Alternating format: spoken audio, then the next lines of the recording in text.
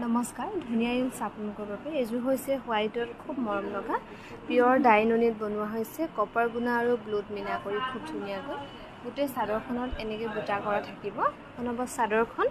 আৰু সাইড পাৰিকিটা এনেকৈ সিম্পলকৈ ধুনীয়াকৈ কৰা হৈছে এটা সাইড পাৰি হ'ব মেখেলাখন হ'ব এখন খুব মৰম লগা ব্লাউজত পাৰি এটা কৰি দিয়া হৈছে এখন হ'ব মেখেলাখন হোৱাইটত খুব ধুনীয়াকৈ বনোৱা হৈছে আৰু এযোৰ হৈছে ড্ৰাই ননি এযোৰ অলপ মেৰুন টাইপ হ'ব কালাৰটো ডাৰ্ক মেৰুন আৰু বেবি পিংকত বুটাবোৰ কৰি খুব ধুনীয়াকৈ বনোৱা হৈছে আৰু মেখেলাখন হ'ব এখন বাকি সাইড পাৰিটো সিম্পলকৈ কৰি দিয়া হৈছে এনেকৈ এখন হ'ব মেখেলাখন লগতে ইয়াত সিলমাক থাকিব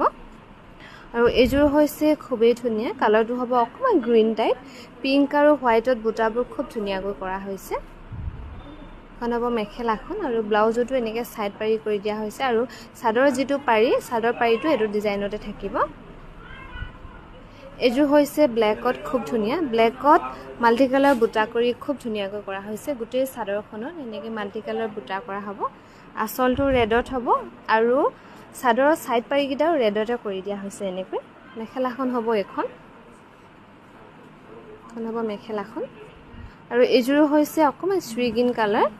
শ্ৰীগিন কালাৰত গোটেই ফুলখিনি এৰি ৱৰ্ক